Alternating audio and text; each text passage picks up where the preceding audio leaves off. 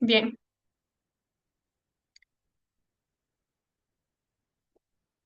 muy buenas noches con todos. Sean bienvenidos al segundo día de ponencias de nuestro Seminario Internacional de Derecho Penal y Criminalística.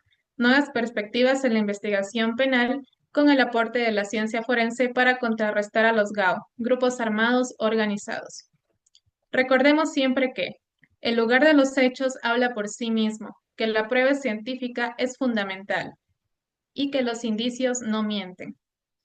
Para el día de hoy tenemos el honor de contar con la ponencia del magíster Efraín Argüello Arellano, quien es analista de la información, coordinador del capítulo de Ecuador de la IACA, apasionado por unir tecnología, justicia y ciencia forense, abogado criminalista e investigador y trabaja en temas como el crimen organizado, la ciberdelincuencia y el uso responsable de la inteligencia artificial dentro de los sistemas judiciales. Asimismo, forma parte de redes internacionales de análisis criminal y balística y promueve activamente la modernización de la investigación forense en América Latina. En esta ocasión iniciará con el tema la balística forense con un enfoque multinacional, brindándonos una visión amplia y actualizada sobre cómo la ciencia forense contribuye de manera decisiva en la lucha contra el crimen organizado. Sean bienvenidos. Continúe, por favor, magíster.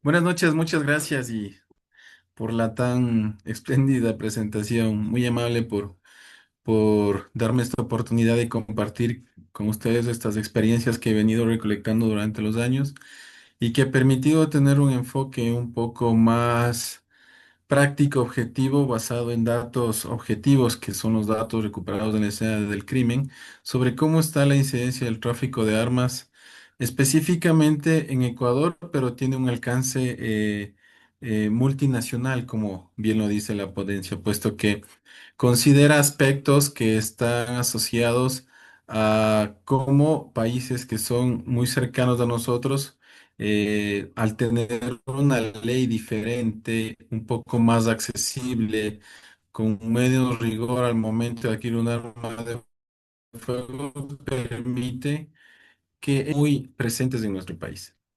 Ok, voy a comenzar a presentar. Por favor, sí les pido que que me confirmen si es que se observa la pantalla, por favor.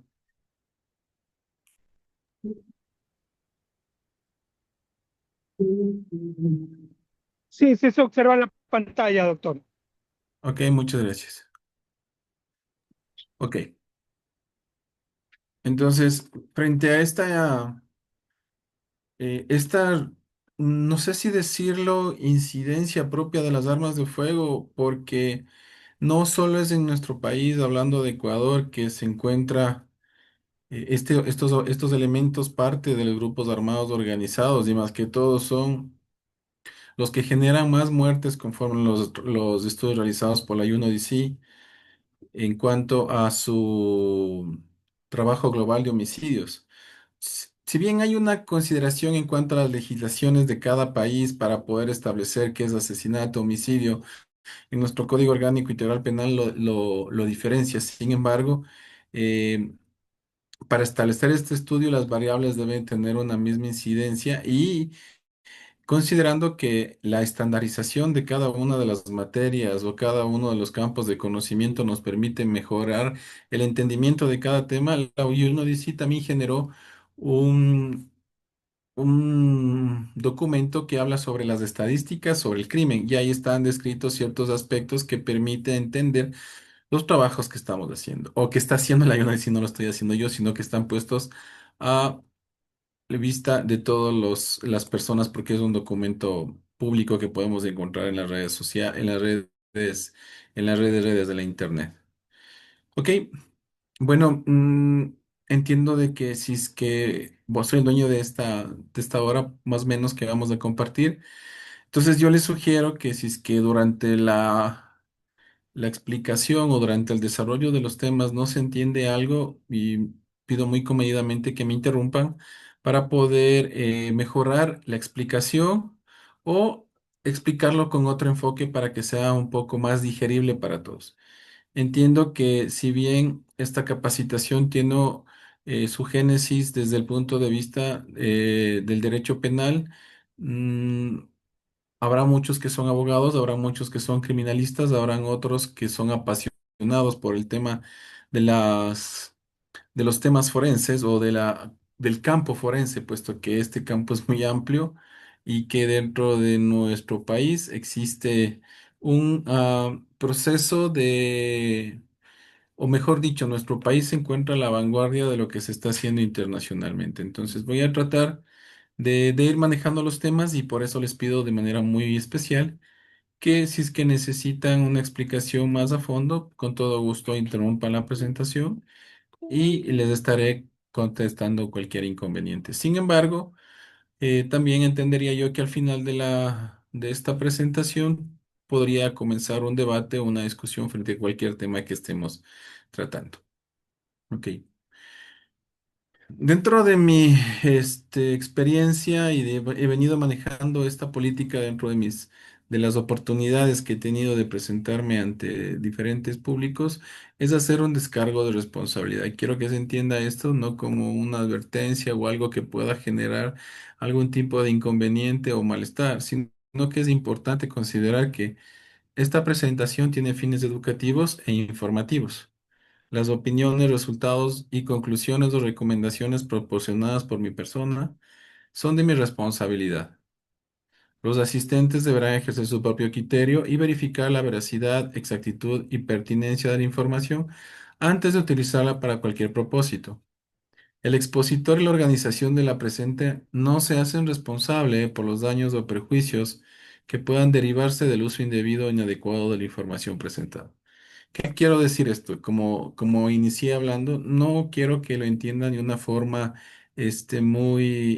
con una tonalidad negativa, sino que más bien es importante saber que muchas veces en eventos académicos la información que se pueda decir no es secreta, pero sí conlleva un poco de responsabilidad para quien la está dando y para quien está recibiendo, porque no sabemos posterior qué pueda pasar con esa información o con ese contenido que se está expresando, ¿sí? Entonces, tampoco entiéndase que lo que yo voy a decir aquí es algo que no tiene algún fundamento o no está, o que no está con acompañado de un conjunto de datos que pueda mejorar mi presentación o que pueda ser más efectiva lo que vamos a ver. Única y exclusivamente es que siempre lo que se va a exponer en una presentación va a tener un toque doctrinario, conceptual, lo que va a permitir que ustedes tengan este proceso intelectivo en base a su conocimiento, en base a su experiencia, que muchas veces podría discernir. Y eso está bien, porque nos da a entender que la capacidad o este proceso el pensamiento crítico que tenemos cada uno comienza a hacer efecto, puesto que las posiciones que tenemos cada uno frente a lo que se está realizando no siempre deben tener la misma, o me pueden dar la razón o no me pueden dar la razón para ser un poco más expreso. Pero la información que les voy a dar está en datos que todos podemos encontrar, datos de la experiencia que he podido recolectar y que muchas veces, única y exclusivamente, tendrán que ingresar a la red de redes o al internet y poder encontrar esta información. Entonces, es una forma de poder comprometerles también a que el desarrollo de de esta presentación sea más efectiva, más elocuente y que los conceptos y lo que vayamos a hablar aquí sea aceptados por ustedes y que sean que puedan ser prácticamente utilizados en sus actividades diarias. Ok, bueno, se ha planteado estos cuatro temas de manera general frente a esta capacitación o a esta primera intervención que tengo yo dentro de este seminario, que es el tráfico de armas de fuego. ¿Por qué se considera esto? Si bien el tema habla de la balística forense con un enfoque multinacional, al darle la parte de multinacional, y asociado a la balística forense de manera englobante, La balística forense siempre va a ser post-delito. ¿Sí? ¿Qué quiere decir eso? Que necesariamente se va a tener que cometer un delito para que esa arma sea llevada a custodia de las fuerzas de seguridad y que esas fuerzas de seguridad, en el caso de nuestro país, que criminalística es de parte de fuerzas de seguridad, lo realice. O, por ejemplo, en Colombia, que existe el grupo de fiscalía que también tiene ámbitos de criminalística, la Policía de Investigaciones de Chile, que es una organización civil, y así podemos enumerar algunas. Entonces, es importante esta explicación del tráfico de armas porque de ahí derivará todo lo que vamos a ver a continuación durante este webinar. En cuanto al enfoque forense, es ya específicamente adentrarnos a la parte de la criminalística que estudia las armas de fuego. La investigación criminal, que es el siguiente paso, porque nos vemos, si bien en nuestro país existe estas diferenciación de funciones dentro de una misma institución, ¿qué quiero decir eso? Que el perito, que es el que trabaja con el ámbito de la metodología y técnica y la ciencia en el análisis de los objetos, muchas veces está separado del investigador in situ, del investigador criminal. No quiero poner aquí ejemplos de unidades que pueden ser, porque en el Ecuador la criminalística es transversal a todas. Entonces, el enfoque forense apoyado con la investigación criminal permite entender datos objetivos dados por el enfoque forense que van a generar en su momento hipótesis que los investigadores en situ tendrán que aceptar o desvirtuar. Y claro, volvemos al proceso mismo del método científico en donde la hipótesis tiene que ser comprobada o no. Y si es que no es comprobada, retroalimentamos y seguimos con la siguiente línea de investigación, hablándole un poco más del enfoque del ámbito criminal. Y al final llegaremos a establecer unas conclusiones de todo lo que hemos tratado aquí en el webinar. Ok, bueno, ¿qué es el tráfico de armas, no? Esta imagen que acompaño a la presentación es una imagen tomada del Global Study for Arms Traffic, que es de la UNODC, en donde establece cómo se mueve el tráfico de armas a nivel mundial. Si ustedes observan la imagen, hay una flecha que está dentro de América del Sur y que también observamos que desde América del Norte llega a América del Sur y el tráfico se va moviendo con esa incidencia, ¿no? Pero eh, nos hemos dado cuenta que el tráfico de armas en nuestro país representa un porcentaje muy alto en cuanto a armas que llegan de nuestros vecinos, específicamente de Perú, pero también tenemos armas que llegaron legalmente a nuestro país y que en su debido momento se desviaron a ahora denominados grupos armados organizados o antes denominados solo bandas delincuenciales, porque o se dedicaban exclusivamente a un tipo de delito. Ahora vemos que estas estructuras criminales han diversificado sus actividades y engloban muchas acciones ilícitas que permite captar dinero para mantenerse con esa hegemonía de control, con esa hegemonía de talento humano para poder soportar cualquier tipo de escaramuza que pueda tener con un rival y mantener también la logística necesaria. Entonces, considerando esto, y para contestar la pregunta, el tráfico de armas se refiere a la transferencia ilegal de armas de fuego, sus partes, componentes, municiones, a través de fronteras nacionales o internacionales, ¿no? Entonces, ese es un concepto más amplio y no solo se enfoca a lo internacional, sino también a lo nacional. Muy posiblemente aquí en nuestro país o en Ecuador es un estado único, no tiene una distribución política diferente como un estado federativo, por ejemplo, en donde muy posiblemente la regulación del porte y tenencia de armas de fuego es diferente, ¿no? En el caso de Estados Unidos, ellos tienen diferentes estados que tienen sus propias leyes y determinan cómo está regulado el porte y tenencia de armas, a pesar que en la segunda enmienda de los Estados Unidos establece que cualquier persona podrá generar su propio ejército si tiene las capacidades. Entonces, esa segunda enmienda de los Estados Unidos permite que cualquier persona con unos requisitos mínimos, más que todo de identificación de quién está comprando el arma, pueda hacerlo. ¿Sí? Y muchas de esas armas que fueron compradas legalmente se desvían a organizaciones armadas organizadas, a grupos armados organizados, y es como se determina o cómo comienza el tráfico ilícito de armas de fuego.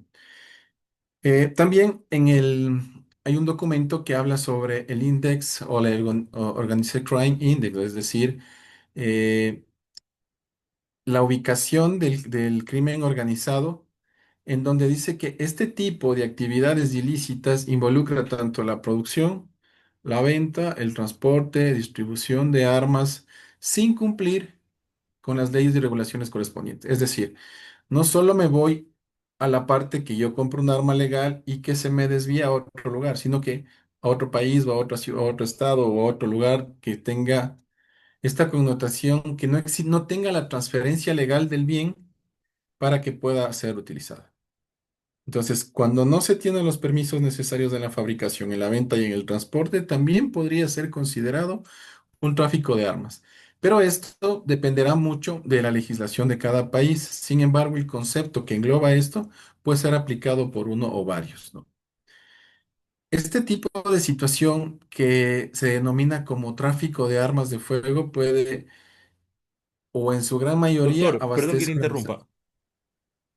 Buenas tardes, Sí. doctor. Disculpe, perdón que le interrumpa. Ujú. Este, aquí hay algo que todavía no me quedó claro. Yo sé que ya estamos tocando el tema, pero ejemplo, si yo compro un arma legal en este país, ya fuera del país, ¿ya no contaría como legal o sí? ¿Sería No. tráfico también o no? ¿Cómo va a ser el traslado usted de esa arma? Bueno, ahí sí, supongamos que por seguridad ya, por uso personal. Ya, pero usted si va a otro país, es otras leyes, tiene otra constitución, la ley que regula el porte de armas o que usted tiene el permiso de porte de armas es para Ecuador.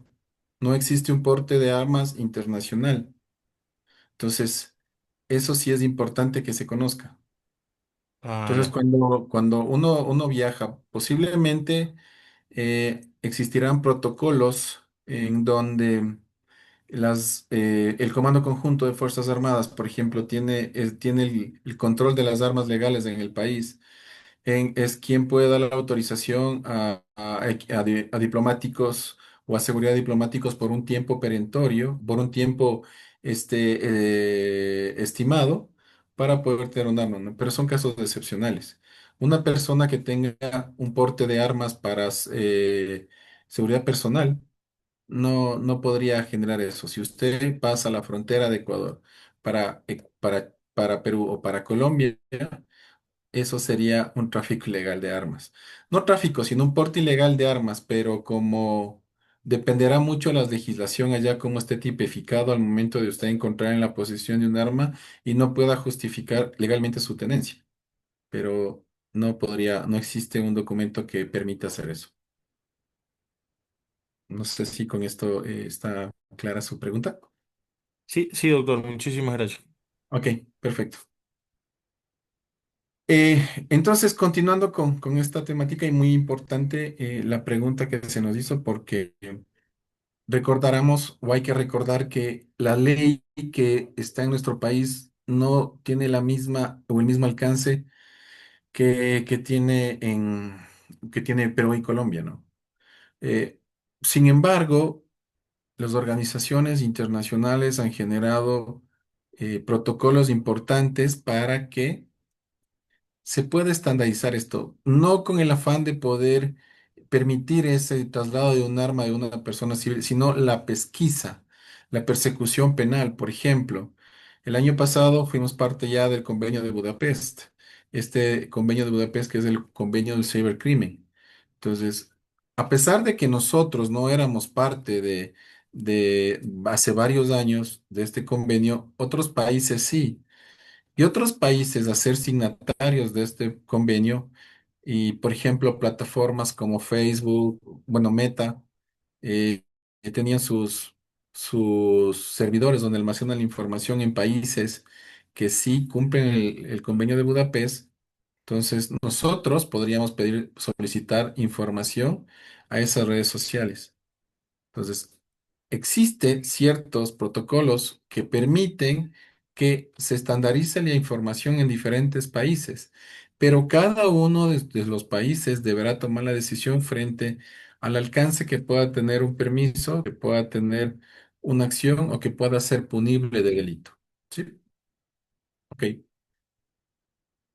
Este comercio ilegal también contribuye significativamente en la violencia armada y creo que eso no necesita una explicación muy amplia, puesto que eh, la, la inseguridad global que estamos experimentando tiene un énfasis muy importante en la seguridad pública y la estabilidad de los estados. Si ustedes ven, muchos nos quejamos de la inseguridad del país y siempre estamos reclamando al Estado. Entonces, esta violencia, este tráfico armado o de tráfico de armas de fuego, ayuda a que la percepción de violencia y la capacidad de violencia que tiene cada grupo organizado, armado organizado, genere una conmoción muy importante en el país que permite o que va en desmedro de todas las acciones diarias de cada ciudadano, ¿no? Entonces es un tema muy complejo, puesto que a nivel mundial el tráfico de armas es el tercero en generar dinero ilícito, ¿sí? No sé si hasta aquí tiene alguien alguna pregunta. Perdón. Ok. ¿Cómo viene dado el tráfico de armas de fuego? Tenemos varios métodos, ¿no? El primero que es por vía aérea.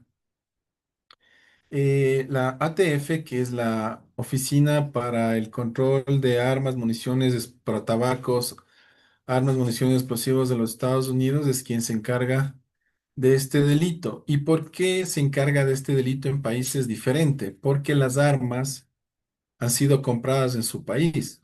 Entonces existe un caso, por ejemplo, de un diplomático, no recuerdo el país de Centroamérica, que él enviaba por courier partes y piezas de armas de fuego y las recibía en su país. Él solo estaba 2, 3 días, recibía los paquetes y después volvía a los Estados Unidos, porque él era una persona que trabajaba consularmente en los Estados Unidos representando ese país.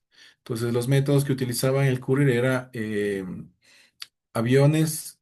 Por ejemplo, aquí en el país hemos tenido operativos por las unidades especiales en donde con información o con inteligencia han encontrado en jet skis, en la parte interior, soldado armas de fuego, por ejemplo, pistolas Glock o fusiles marca Anderson, Colt, Brigade por ejemplo, en el Ecuador también hubo una incautación grande de fusiles de la plataforma AK-47, que coloquialmente se le conoce como cuerno de chivo, la Kalashnikov, que es muy famosa, que está en todas las películas y que tiene una potencia muy, muy alta frente a la utilización convencional de armas de fuego en el país. Otro tipo de método es por barco, que igual es lo mismo, son envíos que están camuflados en varios objetos, ¿no? El caso que tenemos aquí en el país en el año 2023, la Armada ecuatoriana interceptó en Galápagos a dos embarcaciones que tenían clorhidrato de cocaína y también armas de fuego, entre esas pistolas y fusiles.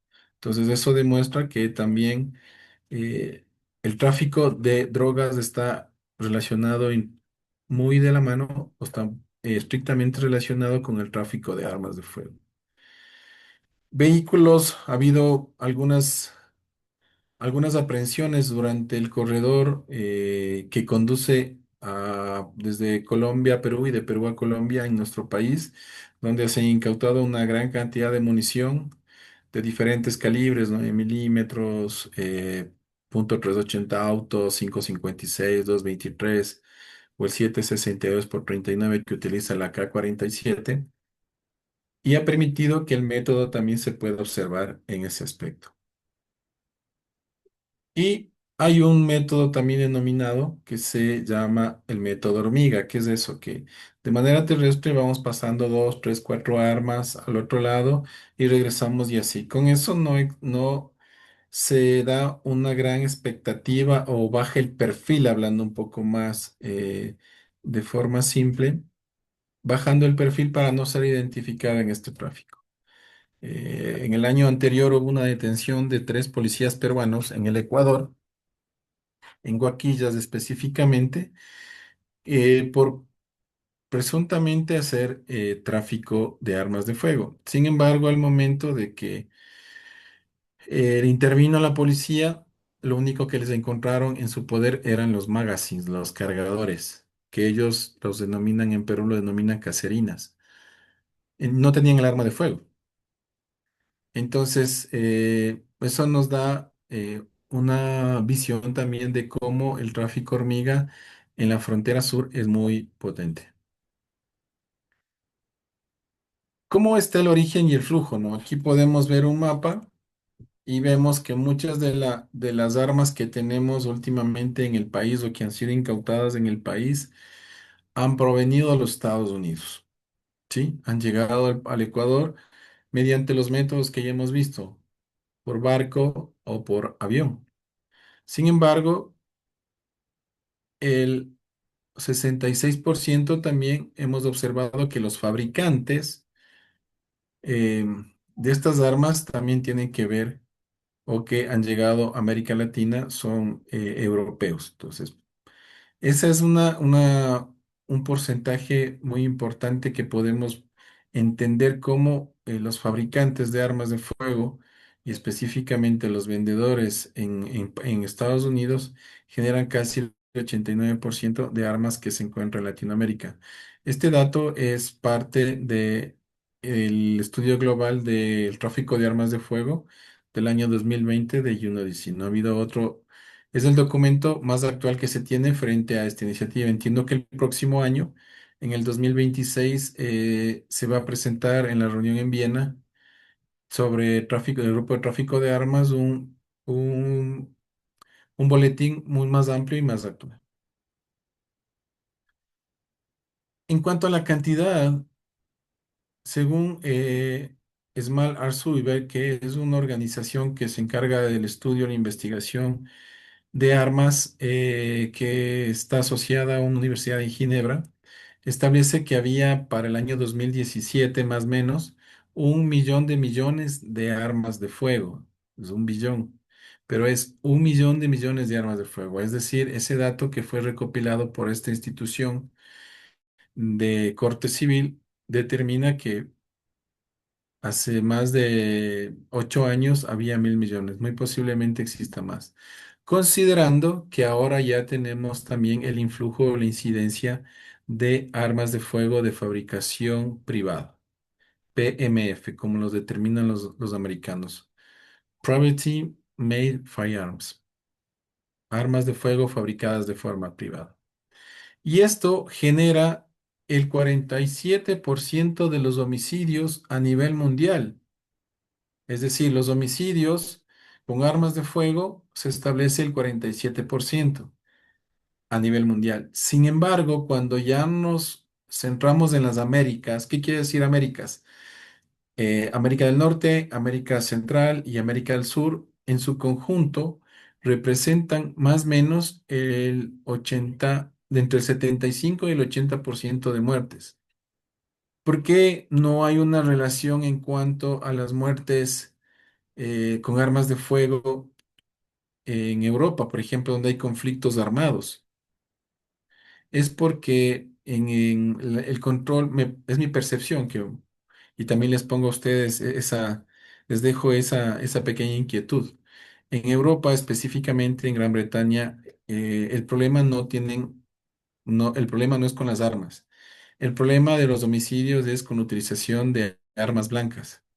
Hay muchos asesinatos y muertes. Es un problema de seguridad pública la utilización o el porte de armas blancas y eso genera más muertes que unas armas de fuego, que la utilización de armas de fuego en Europa. Entonces, posiblemente podría ser que las políticas regulatorias del porte de armas de fuego son más estrictas y que el control de armas de fuego, de armas blancas no sea tan efectivo y eso ayuda a que los homicidios, bueno, tampoco tenemos una rate o un promedio alto como tenemos en Latinoamérica, pero sí más que la utilización de armas de fuego. Sin embargo, existe alguna normativa internacional, varias normativas internacionales que hablan sobre el tráfico de armas. Por ejemplo, el Protocolo contra la fabricación y el tráfico ilícito de armas de fuego, sus piezas y componentes y municiones, que complementa la Convención de las Naciones Unidas contra la Delincuencia Organizada, el Convenio de Palermo. ¿Qué es lo que pasa aquí? Muchas veces no ponemos el foco o no nos concentramos en las partes o piezas, sino específicamente ya en la estructura propia de un arma de fuego. Y y estos protocolos nos dicen, hey, mira, las armas de fuego o las partes o piezas también son. Por ejemplo, en los Estados Unidos, la legislación que es de 1968 establece ciertos parámetros para determinar cuándo es un fusil, cuándo es una pistola. Y para estandarizar, establecieron nombres singulares a cada una, ¿no? Por ejemplo, nosotros decimos aquí el armazón, ellos dicen el frame, y cuando se habla de caja de mecanismos en armas largas, ellos hablan del lob receiver, el recibidor superior. Entonces, esos también las consideran como armas. Entonces, es importante considerar porque en nuestro país también ha llegado armas desarmadas por partes, por piezas. Hubo una incautación en Quito de una, en el sector sur, en donde encontraron droga y también había costales junto a esa droga donde estaban fusiles desarmados. Lastimosamente, cuando ingresaron no había nadie y solo se encontró eso. Entonces, por eso también no solo se limitan los protocolos o la acción al elemento en conjunto, sino a las partes y piezas que también ayudan o que permiten que este tráfico sea así. Por ejemplo, les comento que hay un problema que lo hemos visto aquí en el Ecuador y también en los Estados Unidos y en otros países muy posiblemente, que es sobre sobre la Glock Switch, que es un dispositivo que permite que un arma de fuego semiautomática, como es la pistola Glock, se vuelva automática. ¿Qué quiere decir eso? Que al solo aplastar la cola del disparador una sola vez, la persona va a descargar de una sola todo el alimentador.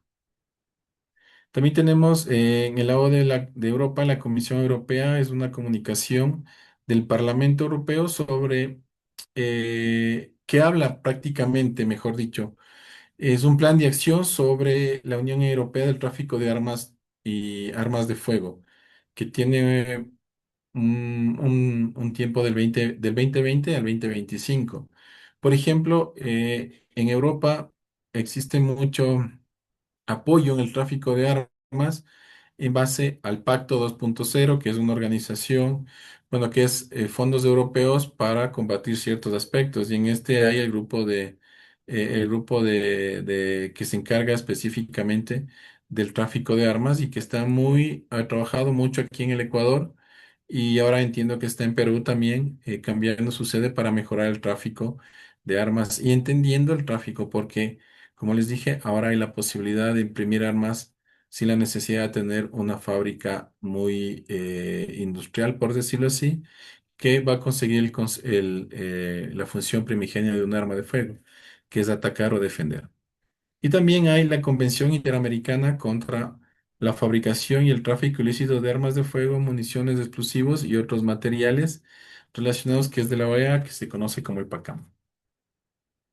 Ok, esta parte ha sido la introducción, porque para hablar más a fondo del tráfico de armas tendríamos que demorarnos un poco más y más días, ¿no?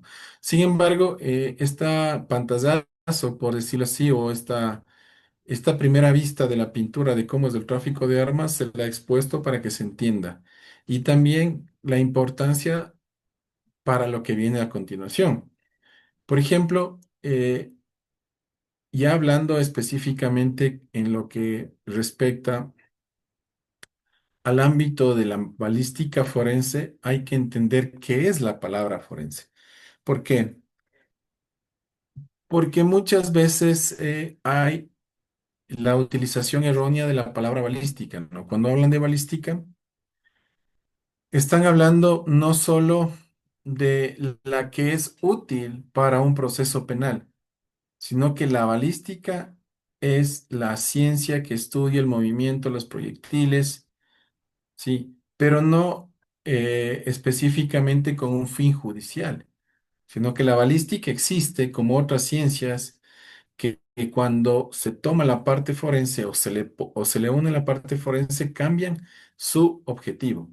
Entonces, por ejemplo, la balística estudia la trayectoria del proyectil de una munición antiaérea, por ejemplo, o qué pasa con el proyectil disparado por un tanque de guerra o un cohete Loft. Entonces, eso no está considerado para estudio propio. Entonces, ¿por qué me adelanto a decir esto? Porque cuando nosotros ponemos forense a cualquiera de las ramas de las ciencias forenses, ya tiene otra connotación. Pero entendamos la etiología de esta palabra.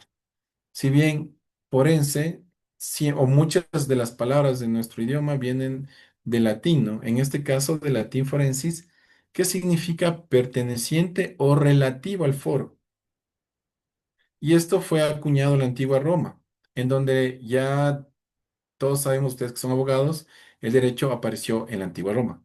Y ahí la acusación, la defensa y las pruebas de un crimen deben presentarse frente a un foro o a un foro público que era un grupo de personas cóspicas, notables, para que determinen la veracidad de los hechos. Entonces, con el tiempo, esta palabra fue acuñándose para establecer todo lo que sea relacionado al juicio y tribunales y que hoy día es muy utilizada en todas estas ciencias, pero en apoyo de la justicia. Por eso, como ustedes ven en la lámina que acompaño, dice que la palabra forense es la aplicación de la ciencia en beneficio de los operadores de justicia. También nos dice que es aplicar el método científico y técnicas para investigar un crimen. ¿Sí? Si vemos a la imagen, dice, la evidencia los puntos de la evidencia forense que son para ti. Entonces ahí comienza a describir las huellas, las balísticas, el triaje o el trayecto digital, el DNA. Pero esta palabra forense está relacionada a la aplicación de la ciencia y el métodos en la investigación de un crimen y en ayuda de los órganos judiciales. Entonces, cuando ya le ponemos esa forense a la balística que ya le expliqué, cambia, ¿no? Porque en este caso, la balística, como les había mencionado, es la rama de la mecánica aplicada al estudio del comportamiento y del movimiento y las características de un proyectil, así como también como los fenómenos que la acompañan. Eso es de manera general. Pero cuando ya hablamos de balística forense, esos movimientos de ese proyectil, esa trayectoria, van en beneficio o en ayuda de los órganos jurisdiccionales. De manera general, la balística tiene muchas definiciones por varios expertos dentro del ámbito de esta materia o de esta ciencia forense y que ha abordado no solo aquí en Latinoamérica, sino mucho tenemos el desarrollo de esta rama en Estados Unidos y en Europa, ¿no? Y creo que la evolución que tienen estos países ha sido muy buena y que nosotros hemos venido mejorando el entendimiento que ya conocíamos de a poco con las buenas prácticas que ellos realizan, ¿sí?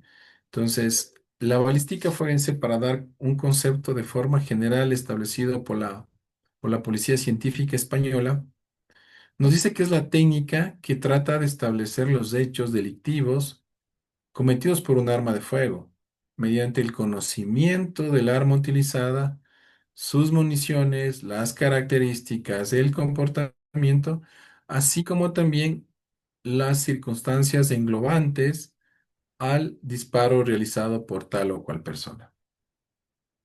Frente a esto, la balística forense de manera muy amplia podríamos clasificarla en tres aspectos: la balística interior, la balística exterior y de efectos. Y cada una está delimitada por unas características importantes asociadas al proceso de disparo.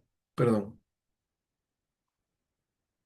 Por ejemplo, la balística interior es la que se encarga del estudio del proceso de disparo desde que la persona que tiene un arma de fuego en su mano hace presión constante sobre la croa del disparador, ¿sí? Al momento de hacer eso, el martillo que estaba en su posición más retrasada se suelta y golpea la munición, específicamente el primer o el iniciador, que genera este choque o esta fricción, genera unas lengüetas de fuego que alcanzan el propelente, ¿no? Que alcanzan la pólvora, y que esa pólvora comienza a cambiar de estado, de un estado sólido a un estado gaseoso.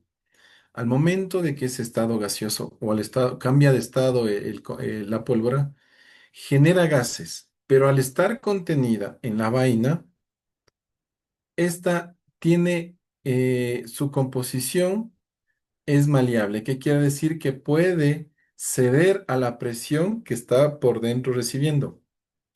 Al momento de que esa presión se dé, va a generar una pequeña elasticidad en su estructura, y eso permite que el proyectil que está en la parte superior, acompañada de los gases, salga y empuje al proyectil por el cañón y salga de la boca del cañón. Hasta ahí es la balística interior.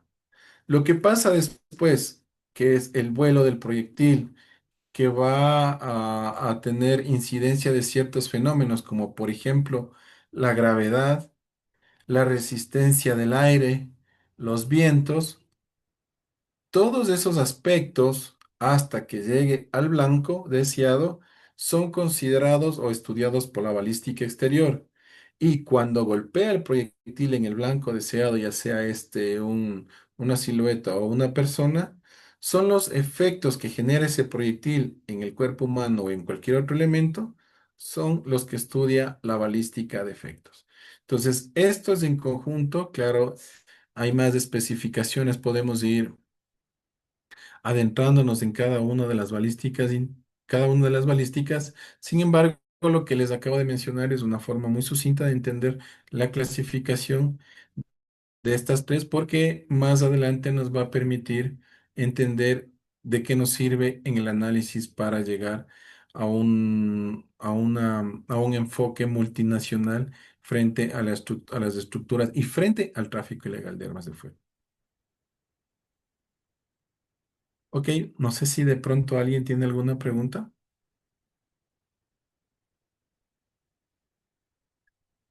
Bueno, vamos a continuar entonces. También, ya Doctor, una buenas. vez, sí, Disculpa que le interrumpa, doctor. sí, Me quedó una pregunta a la introducción prácticamente.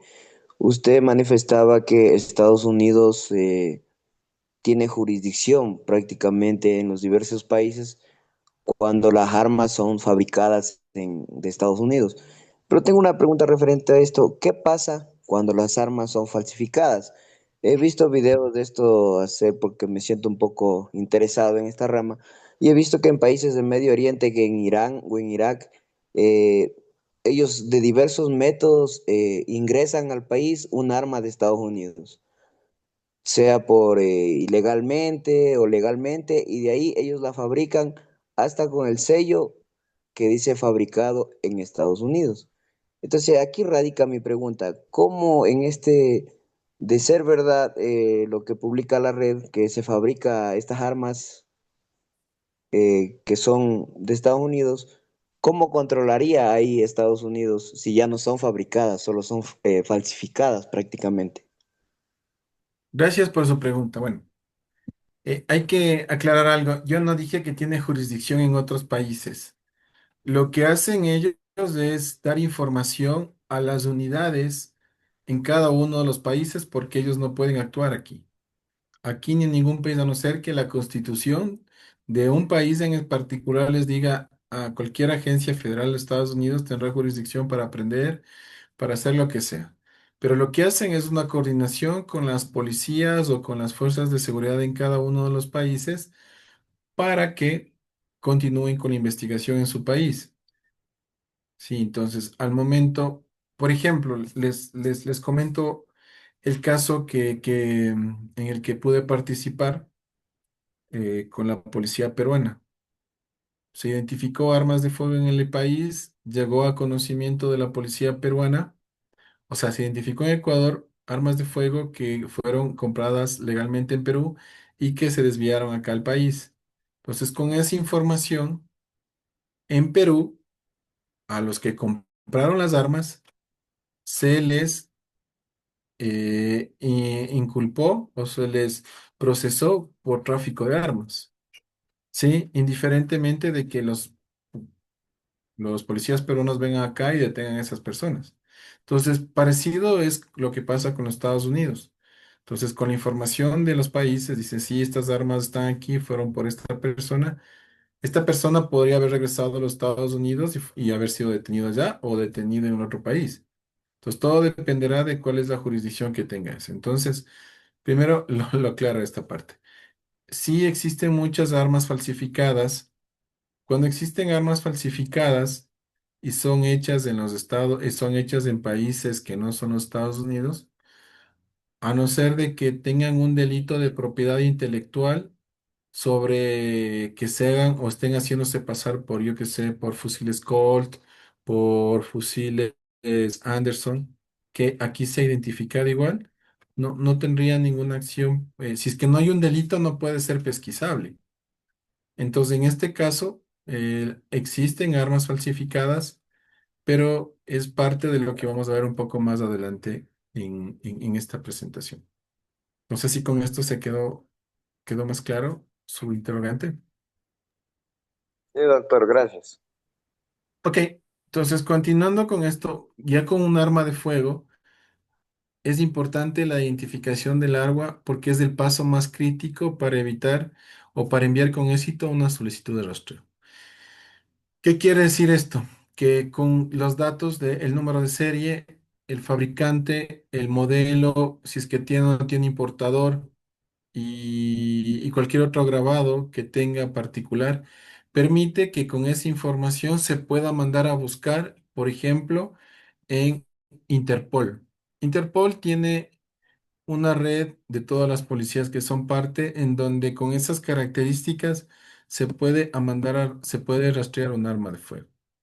Este software se llama eArms y, por ejemplo, si yo tengo la presunción de que esa arma de fuego vino de Colombia o de Perú, yo solicito a Interpol que se haga la consulta y me regresarán para saber si realmente es o no es y a quién perteneció en ese país. Entonces, eso también ayuda a dar un rastreo para ver cómo se ha movido el arma, de dónde salió, si es que es un arma fabricada por Glock en Estados Unidos o por Glock en Austria.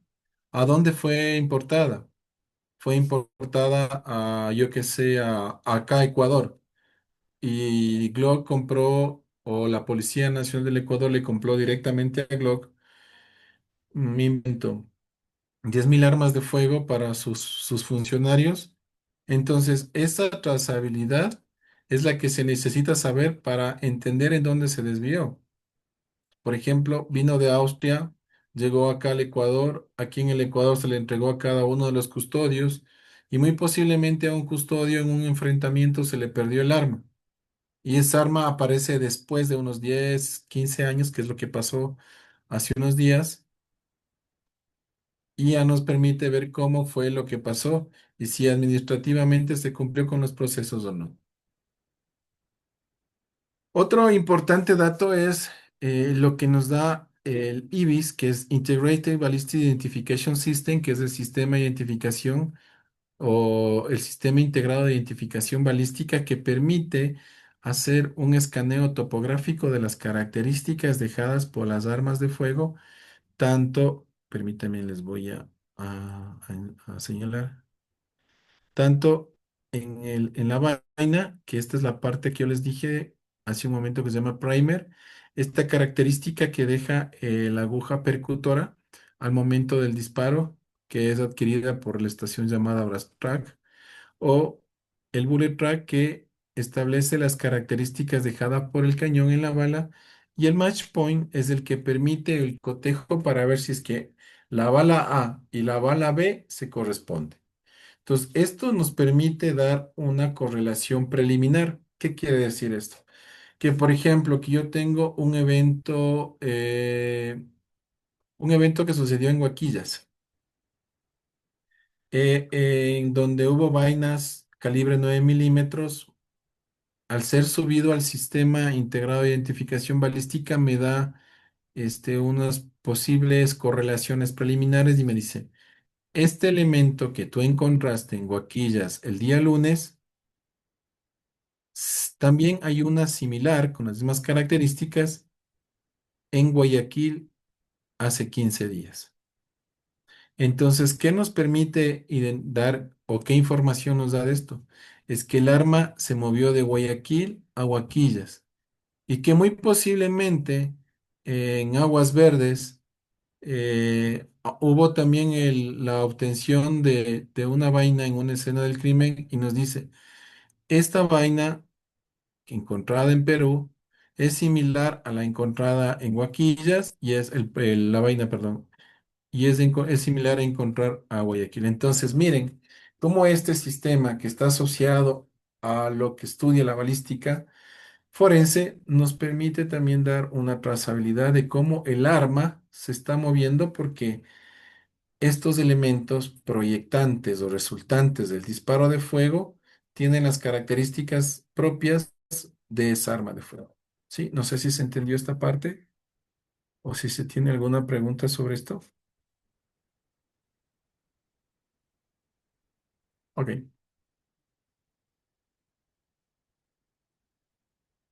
Otra de las partes medulares de esto, de este aspecto, es el poder hacer la restauración al número de serie. ¿Por qué?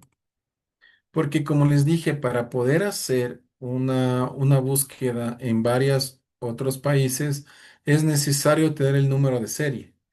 Y una de las técnicas utilizadas por los grupos armados organizados es que borran la serie generada por el fabricante para dar una secuencia del producto generado y eso limita el rastreo y la trazabilidad del arma. Sin embargo, hay que tener en cuenta que siempre hay que hacer una inspección muy profunda de la zona alterada, una búsqueda de un número serie oculto. Existen algunas armas que tienen una serie de correlación dentro de su propia arma que no está completamente asociada a la serie. Es decir, bueno, sí, está asociada a la serie, pero no está visible para quien lo tiene, ¿no? Sino, por ejemplo, en el caso de Glock, ahora está generando un código QR que puede ayudar a identificar a un arma de serie que ha sido obliterada o borrada su número de serie. Algunas de las técnicas que se necesitan o que están utilizando este rato es mediante taladros, utilizando taladros, moladoras o simplemente en la acción de algún elemento muy fuerte sobre la superficie del arma de fuego. Entonces aquí lo que hay que tener en cuenta es las técnicas necesarias para restaurar o regenerar y después la conservación para que el elemento o el metal no se vaya dañando. Con esta información tenemos lo que es el rastreo, ¿no? Y aquí está eArms, lo que les había manifestado, y Trace, que es otra herramienta que tiene la ATF, y esto permite generar correlaciones, no más bien correlaciones, sino generar un diagrama de relación entre eventos, entre lugares, entre ciudades, entre personas con un arma de fuego. Entonces, este rastreo sistemático de las armas, cuando es o cuando se puede realizar, tanto también de sus piezas, componentes y municiones, permite que saber datos desde el fabricante hasta el comprador y en ocasiones hasta su último tenedor para antes de que se haya desviado, ¿no? Esto es importante considerar que el poder tener una base de datos que se comparta con otras instituciones mejora el entendimiento del tráfico de armas y también da insumos necesarios para que de manera, o son insumos estratégicos para los que los tomadores de decisiones modifiquen normas o controles o cualquier otro tipo de instrumento legal que vaya a disminuir este proceso de entrada de armas ilegales al país. Aquí está un ejemplo de lo que les había manifestado hace unos momentos. Este es el caso de Galápagos, donde la Armada decomisó 122 fusiles y 48 pistolas que eran transportadas en una lancha en Galápagos. Muchas de estas armas, como ustedes pueden observar, tienen características que difieren de un original. Por ejemplo, este es una M4 Carbine, calibre 5,55 milímetros Colt, pero aquí tiene estas características que un Love Receiver, que es que la caja de mecanismos, no debería tener. Es como que un elemento mucho más fuerte que que su superficie generó una marca, ¿sí? Acá también se puede ver cómo las marcas se han dejado aquí, muy posiblemente de una herramienta que se utiliza para asegurar mientras se trabaja en metal. El acabado que tiene por dentro no es muy bueno, es antitécnico o no se toman las consideraciones necesarias para poder observar. Este pasador no está bien colocado y no se ve bien. Esta imagen es una fotografía de cómo es los grabados y cómo está estructurada una serie auténtica del fabricante Colt. Y como ustedes pueden ver, sí difiere mucho, por ejemplo, de cómo están en este caballo. Son unas especies de lanzas, no están ubicadas bien, ¿sí? Y difieren, ¿no? Por ejemplo, la C de Carbine con esta de acá, cómo está la serie, sí difiere mucho y eso permite hacer una identificación, como nos dijo el doctor que intervino, de estas armas de fuego falsas. Ok, ahora continuando, pasamos de lo que entender que es el tráfico de armas, ver el enfoque forense. Ahora vamos a la parte de investigación criminal. Esto, ustedes conocen que es un proceso sistemático que se lleva a cabo para recopilar, analizar, evaluar información relacionada con delitos y actividades delictivas, ¿no? Porque la investigación criminal está asociada a todos, no específicamente a la que nos trae a la clase, que es el tráfico de armas, pero su principal objetivo es identificar, localizar y procesar a los responsables de un crimen, así como también encontrar elementos materiales probatorios que puedan ser utilizados en la etapa de juicio para que el juzgador llegue a una verdad jurídica en el momento procesal oportuno. Entonces, este proceso puede incluir diversas técnicas y métodos como la recolección de testimonios, el análisis de evidencia física, la revisión de registros, la utilización de tecnologías para análisis de datos, levantamiento de celdas celulares, el reporte telefónicos y todo esto que permita entender el contexto del delito. Aquí lo importante es poder encontrar patrones. Patrones que muy posiblemente puedan ser similares, patrones delictivos, como por ejemplo establecer que un conjunto de datos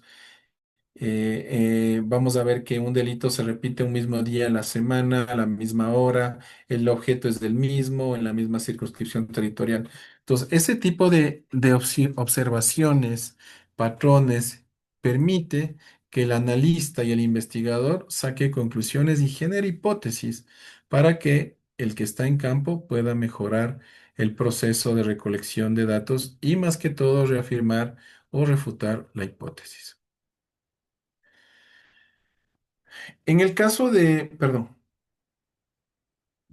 en el caso de tráfico de armas es importante considerar técnicas digitales como el análisis de bases de datos y OSINT. El OSINT, para los que no conocen, es Open Source Intelligence, es decir, inteligencia de fuentes o de recursos abiertos, y que es donde tenemos la mayor información que podemos recopilar, porque todos tenemos una red social, todos compartimos contenidos, todos tenemos, nuestra vida se ha abocado mucho a que las redes sociales sean parte. Y claro, las redes sociales no solo sirven para generar vanidad, sino también para poder hacer un networking, mejorar las capacidades, los skills, las habilidades de cada uno, como por ejemplo el poder estar compartiendo este momento con ustedes, la forma de difusión de algún evento académico o algún tema que sea específico que permita tener información. Pero también tenemos datos personales, ubicaciones en tiempo real, tenemos números telefónicos. A pesar de que el año pasado en nuestro país ya está en ejecución la Ley de Protección de Datos y su reglamento, datos personales, perdón, y su reglamento, y existe una superintendencia de protección de datos personales, estos no pueden ser normados por la ley, puesto que es el consentimiento de quien genera esta información el subir. Y alguien en alguna vez manifestaba que el subir los datos a las redes sociales dejó de pertenecer.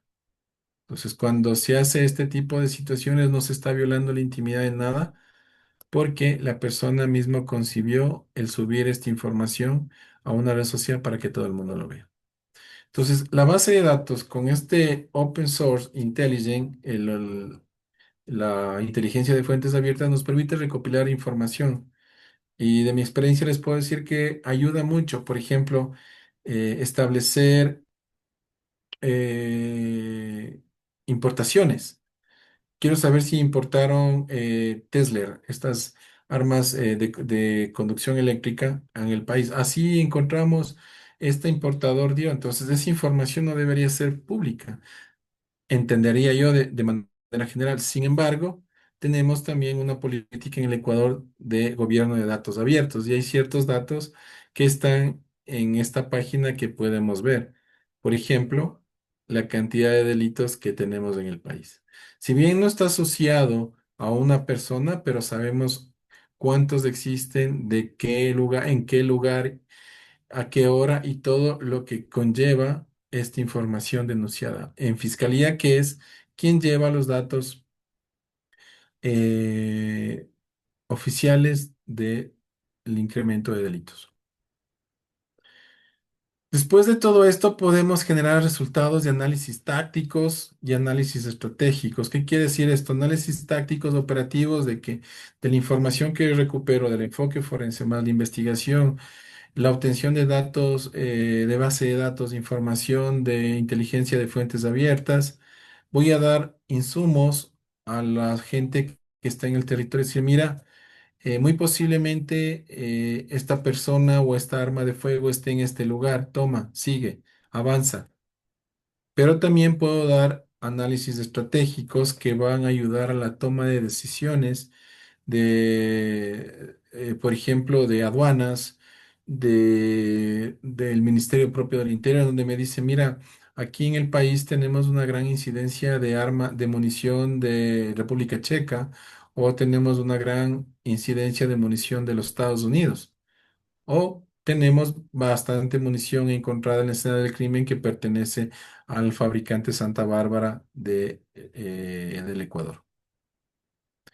Como resultados, ha tenido algunos importantes, como por ejemplo establecer cuál es la ruta que se tiene, en dónde se ubican las armas de fuego, generar una línea de tiempo de cómo se han ido apareciendo las armas de fuego, si es que estas armas de fuego se correlacionan con otros eventos y demás acciones que permiten todo el conjunto de datos que hemos visto y ayudan a entender de mejor manera el tráfico y esta información entregada a las unidades que se encargan de la pesquisa o la persecución penal de este delito, puede ayudarles a entender, mejorar cada uno de estos fenómenos.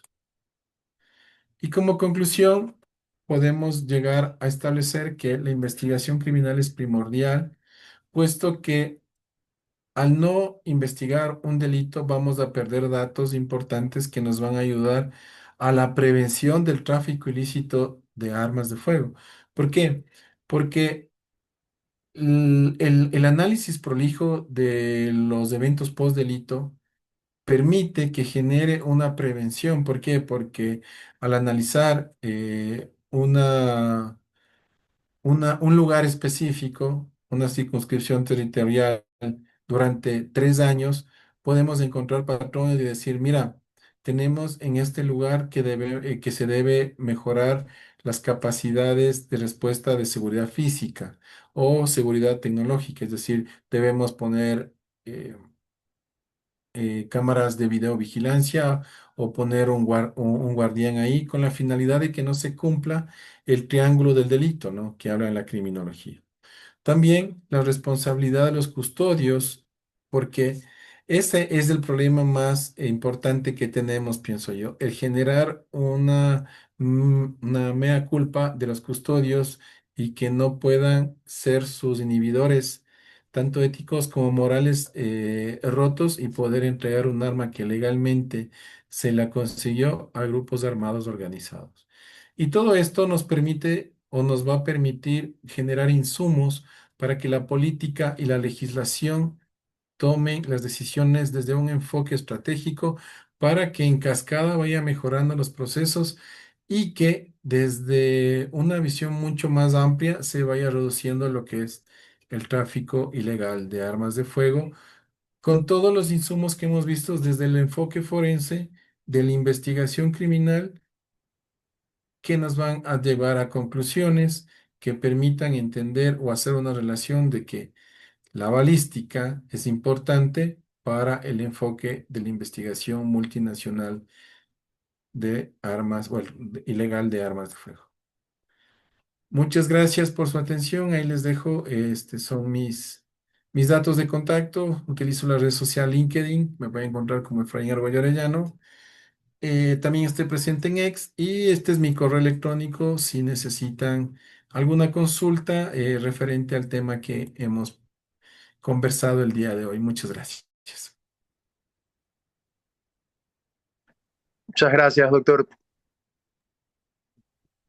Bien, antes de despedirnos, em, queremos darle un profundo agradecimiento a Magíster Efraín Argüello por compartir con nosotros su valioso conocimiento y bueno, con su experiencia en balística forense y criminalística.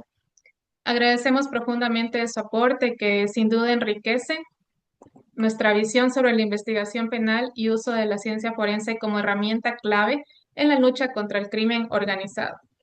También queremos agradecer a todos los participantes por su atención, interés y ser parte activa dentro de este seminario internacional de Derecho Penal y Criminalística.